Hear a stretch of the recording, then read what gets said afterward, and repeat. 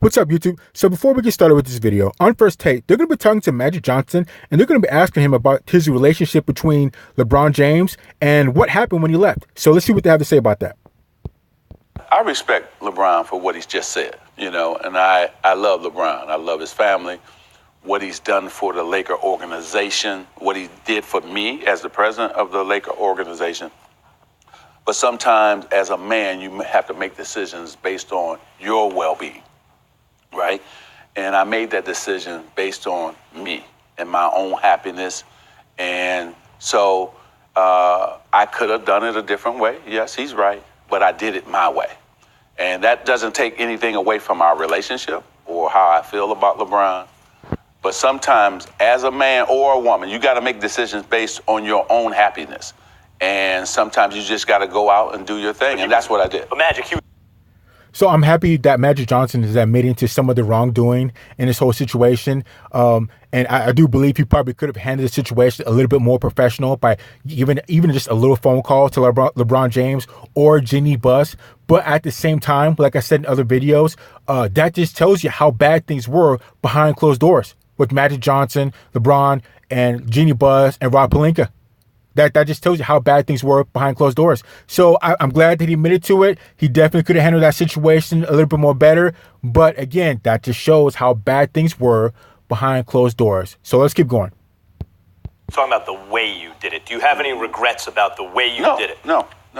I'm not a regretful guy. If you could do it again, would you have done it any differently? Max, I'm not a regretful person. I stick to my guns. Listen, this was not... I just woke up and said, I'm going to leave the Lakers. This was building up. If someone had done that to you when you were in your prime, or when you were even an older player, if they had recruited you to a team and their pitch really was part of the reason, and then left without informing you first, you learned through the media, how would you feel about it? No kind of way. I'm not that guy. Okay. I'm not that person. Pat Riley left, right? And we cried together. But he had already made up his mind he was leaving, right? So, but I love Pat Riley. That's my man. And I will always love him, one of my best friends. But he made a decision for himself, and that was great. Rob Pelinka was Kobe Bryant's agent. Mm-hmm. He was a seller, not a buyer. He wasn't a GM, and yet he gets put in that position.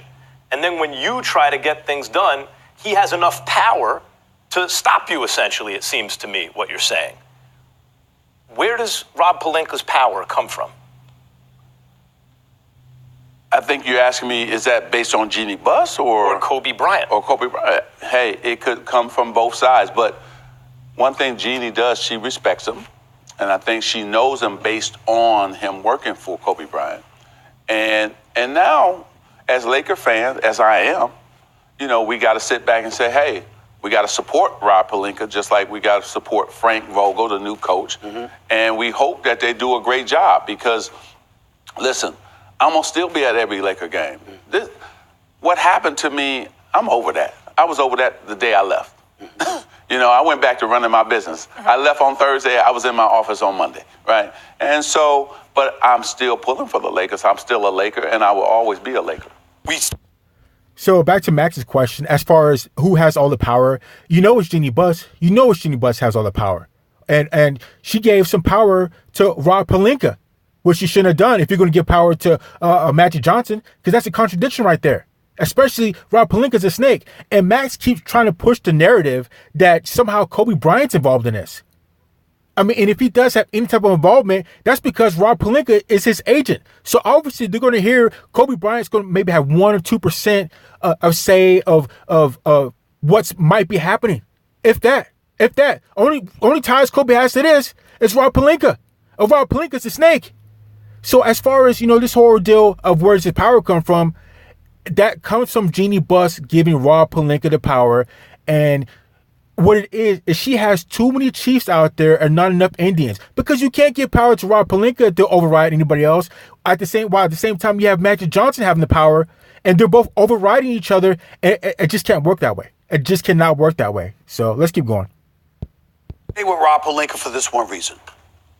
Luke Walton, as you just acknowledged, you wanted to let him go. Mm-hmm. It appears as if The Lakers clearly didn't have that problem because they ended up letting him go. And he walks away and he goes to the Sacramento Kings for their head coaching job. Right.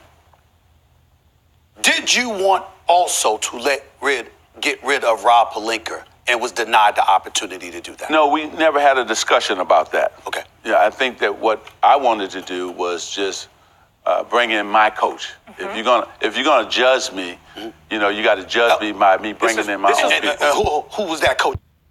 You see, and that's another bad move by the Lakers is you bring in somebody, like I said before, if you have a new CEO, a new manager, a new top dog, they're going to want to bring in their own staff, their own squad. And the old staff has to leave, go to a different department, get fired, or whatever. So if for Jeannie Buss to give Magic Johnson all that kind of power, she should have to expect that he's probably going to want to bring in his own coach. They have to know that. And what's weird is that they got rid of Luke Walton anyways while Magic Johnson was gone. So it seems like there's something missing to the story. There has to be something missing to the story because Magic Johnson wanted to get rid of Luke Walton, but Jeannie Buss didn't want to at that point in time, and neither did Rob Pelinka. Then Magic Johnson quit, and then after that, they got rid of Luke Walton anyways. So there's like another piece to the story that's missing. There has to be. So let's keep going. Going to be. Did you have an idea who you were going to hire? No, not at that time. Okay. I think that even just recently, I wanted the Lakers to hire Tyronn Lue. Right. Mm-hmm. Because I thought that and know that Ty is an unbelievable coach, and so I wanted the best. So that points to Magic Johnson. He was the right guy for the job because he's smart enough to know, get Tyronn Lue in here because he's the only coach that LeBron James is going to listen to and be able to play with. Plus, they already won with each other. So get him in there, and that's going to take care of a little bit of LeBron's attitude, and it's going to take care of the coaching situation. So I don't know why they would have done that. Having Magic Johnson leave just really messed up a lot of things. And at the same time, I think I might owe LeBron James an apology because I was thinking that he had more involvement with Magic Johnson and more beef with Magic Johnson than what there really is.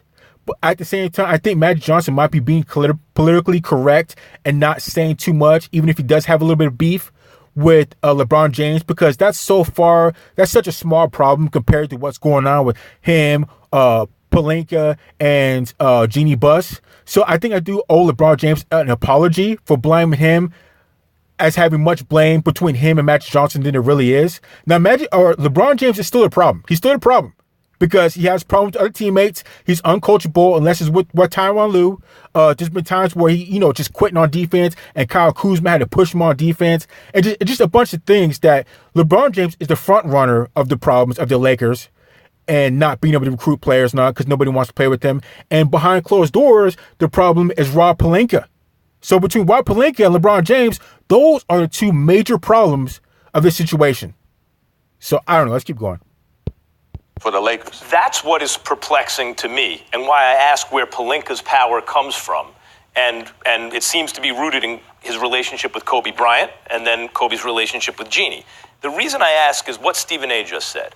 When a new president takes over, usually if the existing coach that he inherited better be great. If he's anything less than great, the new guy is going to bring in his guy. Right.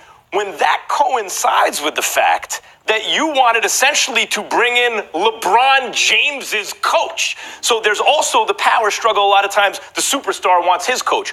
When the new president and the superstar want the same coach, but can't get the current guy fired, and then as soon as the president's out, the current guy is fired, it doesn't add up. We say, why did it happen that way? What's your theory? I can't tell you. I can't answer that, because, again, my frustration was you got to let me hire my own people, right? And then, again, I don't like when people... Listen, if you want to elevate yourself, I'm all for that. You want growth in a corporate America or at the Lakers, I'm all for that too. But it's a way to get that, right? And it's not talking about the person who's above you. And so before we get away too far from this, there has to be another piece to this story because, like you said, Magic Johnson wanted Luke Walton gone. LeBron James wanted Luke Walton gone.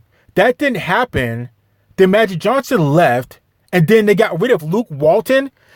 That doesn't make sense. Why wouldn't they just done that while Magic Johnson was there, give it Magic what he wanted? So there's something else we're missing here. There's another piece to this puzzle that is being hidden. And something tells me it has something to do with Pelinka over there playing everybody against each other.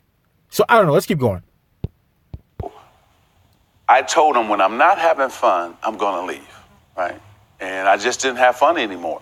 I love going to the gym. I love going to all the NCAA tournaments, watching the young players play. I love working with our analytics team and the people that we had at the Lakers because we had an excellent team. What has to happen now, Max, is this. Jeannie got to empower somebody, whoever that is. Is that Rob? Is that Kurt Rambis? Whoever that is. And you got to let them make decisions because I love her because she's smart and she loves the Lakers, but she can't be emotionally tied to the guys. And she loved Luke as a man, right? Not because he was a great coach, but as a man. But it's not about Luke, Magic, because Luke is gone. The upshot is this. Magic's gone, and LeBron doesn't have the coach he wanted. But again, they had to come up with a plan, and this is the plan now, right? Let me get in here quick, because it sounds like... So Magic's gone, Luke Walton's gone, and the only person that's there is LeBron James and Rob Pelinka. And so it has to get worse because LeBron James has more to it than what you can see because he doesn't have his coach. So what's going to happen between him and Frank Vogel? So there's more problems to come. There's a lot more problems to come. And then Jason Kidd, I mean, there's a lot more problems to come because we don't even know how LeBron James is going to do with Frank Vogel or Jason Kidd or just whatever is going to happen next year with the rest of his players on his team. So there's more trouble coming. So Magic Johnson was smart to leave. I don't know. Let's keep going.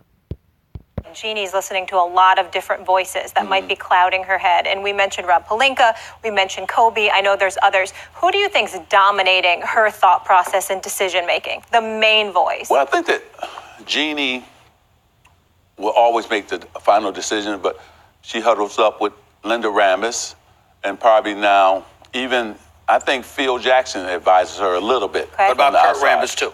And now Kurt Rambis is home. And I was happy Kurt was back because I wanted Kurt. I wanted more basketball